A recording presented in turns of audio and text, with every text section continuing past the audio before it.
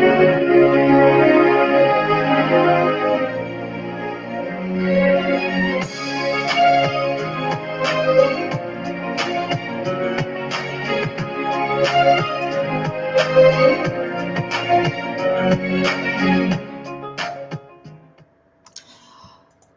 right, is a station like no other. Click Naija right here. Yes, Radio Nigeria's online channel situated in the city of Abuja. Yes, that's the capital of Nigeria. Welcome to the program Voyage on Click Naija Internet Radio. My name is Jennifer Ogo on the program, and also on the program we talk about your travels and of course your destination, tourist attractions, everything that concerns holiday trips, including safety tips that will help you in your travel experiences. On this program we also share tips, like I've said, that could help improve your travel decisions and experience. Yes, so on today's edition of the program Voyage, what will you do if they deny your visa to any country right now? Like, maybe, I don't know if you've watched video of a man who asked Nigerians to definitely celebrate and praise God with him and be happy for him because he's now a citizen of America. Well, I'm sure that kind of excitement will be something you might really want to feel, especially when you've been granted a visa. But life like we know it is not, things are not constant, and of course things could just have a swift turn at a particular point in time in your life, especially when you're really anticipating for something. And visa, of course, for some people is a blessing. All right. So what will you do if they deny you a visa to any country of your choice, like right now? Yes. And of course, in light of this, we would be discussing how to deal with visa denial. The first thing that just comes to your mind is like they ripped out your emotions. All right, you'd be sad, you'd be depressed. A lot of people will say, okay, it's village people. I know, you just coming up with a lot of reasons that might have caused your visa denial. But I'm telling you that that might not really be the case. There are some things maybe you did wrong, or you actually didn't cross all the T's and dot all the I's before your visa application. And we'll be talking about this on the program today. Yes, rejection means redirection. Let me just motivate you. I don't know if you're experiencing that right about now or you've experienced it. Share with us, how did you deal with that kind of rejection, because at the end of the day they are rejecting you from coming to their country. So rejection means redirection. So if you want to look at it the other way, yes, in disguise, redirection in disguise. So it's a course correction to your destiny. Sometimes you just need to keep learning and relearning so you become perfect at what you do. Now, the fear of rejection is even worse than the rejection in itself. So a lot of people want to really travel, but they don't want to fail. They don't want to get rejected. It's not something like they can deal with over and again. So to you out there, let us know, if you were to be denied a visa to any country of your choice right now, what will you do? How will you deal with it? Now, there are different forms of visa, from student F1 visa to tourist B2 visa, or even a medical visa. At least these are the most common types of visa applications. But regardless, let's look at some common reasons why visa applications are being denied, and of course the intentions generally behind visa application. All right, so visa denial based on non-immigrant intent. Now, for instance, I'm beginning with the tourist visa or the B2 visa. So the application process for a B2 tourist visa is fairly straightforward. I mean, you're going there to spend your money, and I don't think any country would want to deny you a visa like that. But trust me, there are some countries that will actually deny you that visa, especially when they see an underlying intent. So, especially for the US government, all right, the last thing they would want is for you to use that means to become an,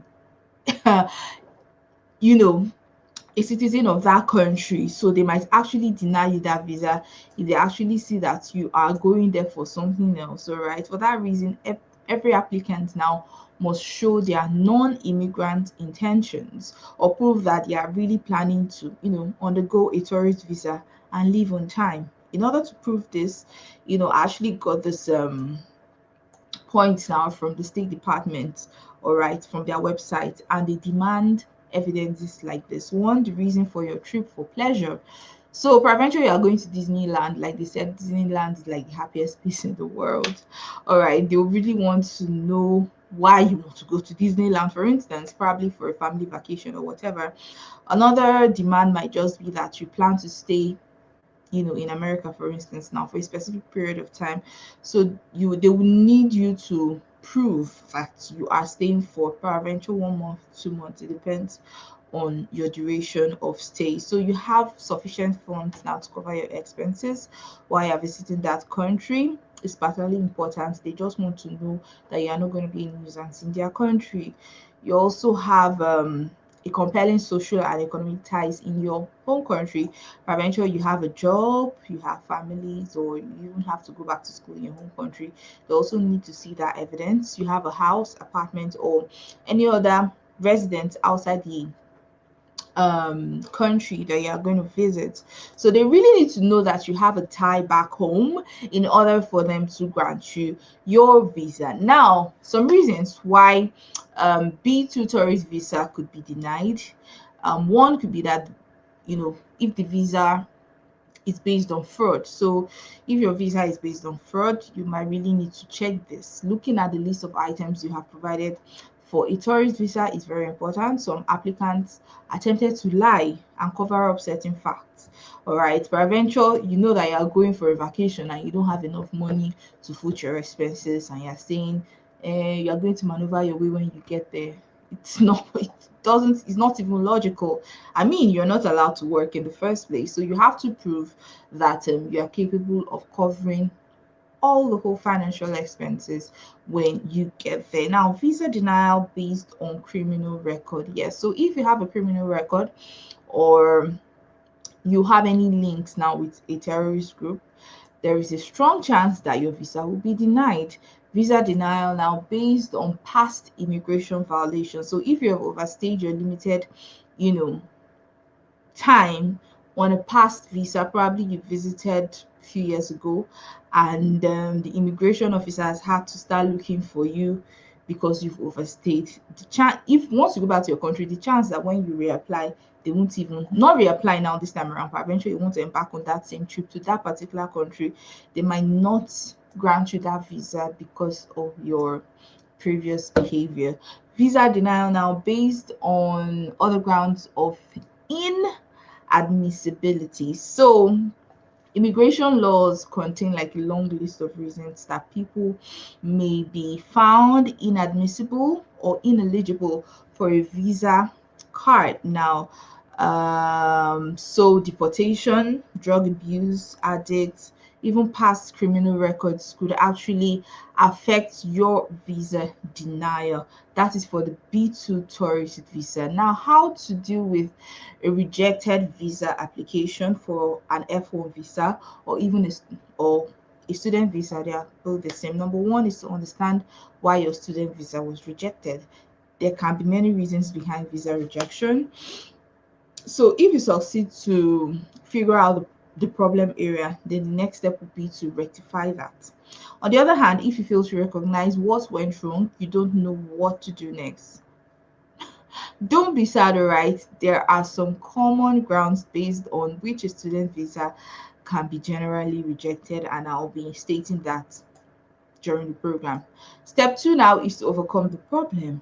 Yes. So if you have successfully established the reason behind your previous, rejection, the second step would be to find a solution to that same problem. So for example, if you've been rejected because of lack of fund or not gaining enough financial support, you could definitely take care of that before applying again.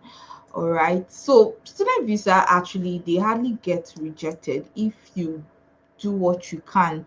One thing that might actually help your visa approval is timing matters. All right, so it's important for you as a student now to apply on time, because early applications have chances of being accepted. Number three is to reapply for the student visa. Yes, so this is where I come in.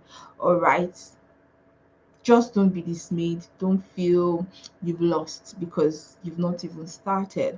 So the most important thing is identifying your mistake, the, where you actually went wrong, probably something you didn't do during the application. Once you identify the problem, you can reapply so that once you're reapplying, you won't make that same mistake. So, peradventure, you apply to the same country, and of course, you've had multiple rejections from that same country. Seriously, just know that that country might not be for you. It happened to a friend of mine. She desperately wanted to school in the US. Like, she got a lot of admission letters now from at least like 3 to 5 schools from the US, but they were rejecting her visa like consistently. So she didn't give up, she had to stop. So you could, consider studying in a place like Australia or even the UK or even Canada, Canadian universities too. They offer high quality education as well, and their visa processes are much more easier as compared to the US. Countries too like Germany, you could consider studying there. That could help you. You must go to the US, all right?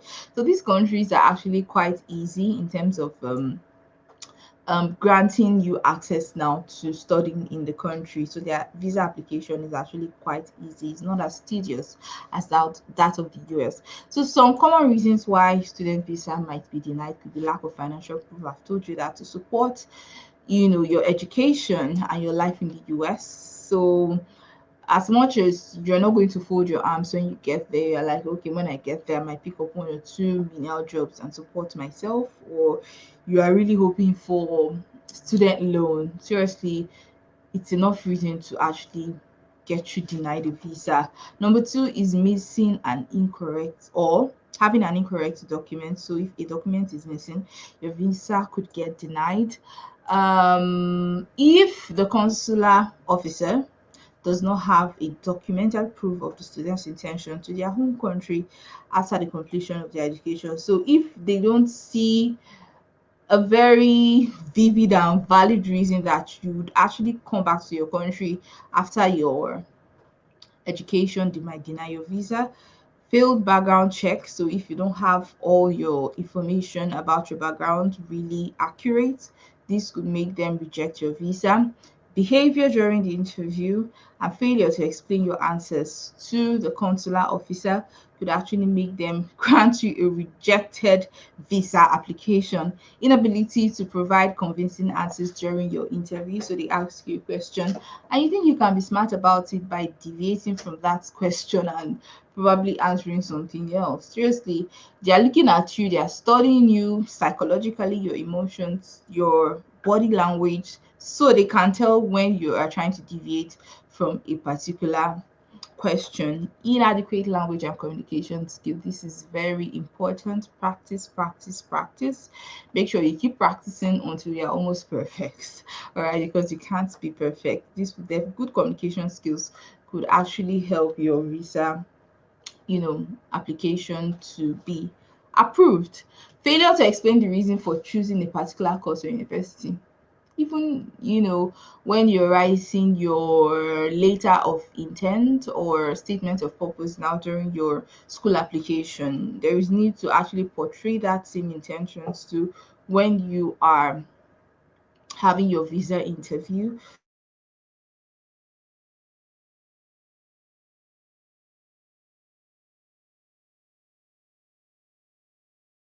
US Embassy now, for instance, they work together. So what you filled in your statement of purpose or what you've written in your statement of purpose should actually tally with the answers you give during the visa interview about stating the reasons why you are choosing a particular course in a university or in that country. All right, so these are some common reasons, very popular reasons why visa could get denied. There are other reasons, but these reasons are very, very major.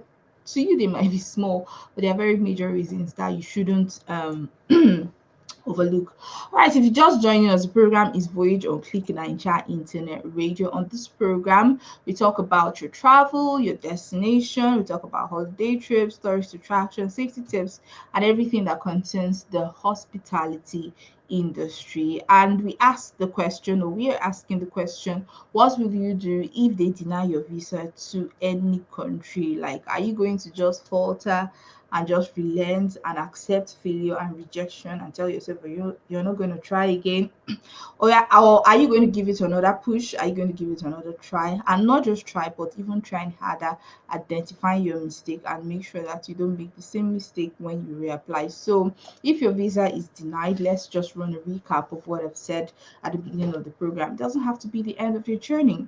You can always reapply. In fact, some individuals are approved either the second or third time. Yes. So it happens to some people. So make sure you do your research very well before applying. Understand the reason for your denial in the first place. You receive a notice stating, most of the time when you get the rejection letter, you receive a reason stating why you were even denied in the first place. All right. And they would actually provide a list of ineligibilities, like specific reasons why you were denied. So there may be steps you need to take before you reapply. Like I said, you have to practice your communication skill, is very important. Never lie, never misrepresent any information in your application.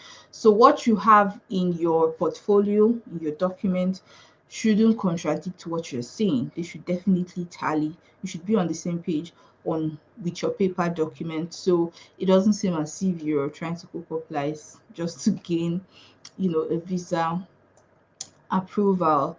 Yeah, so if you just go through all of these basic steps I've really told you, and make sure that you practice, make sure that you have, just be convinced, be confident. Sometimes a lot of people have a problem with public speaking, like they can't talk to you, they can't say something, maybe in their hearts they really mean it, but their body language doesn't portray what they mean in their heart. Like what they've said doesn't even go with how they feel, because they lack confidence, they're afraid or whatever. No, like I said, just sometimes the fear of rejection is even worse than the rejection in itself. So you just have to try, you just have to practice, convince yourself why you want to visit a country, whether for pleasure, whether for business or for medical reasons.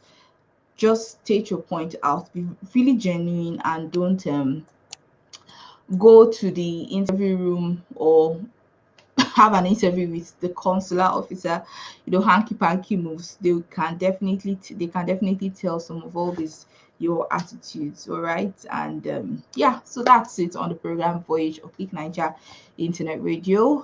Make your comment right there, hit the like button. Remember, we're on Twitter at Click Naija, on Facebook at Click Naija, on Instagram and YouTube at Click Naija. Voyage comes your way every Thursday as usual, and I still remain your host, Jennifer Ogo. Have a wonderful day.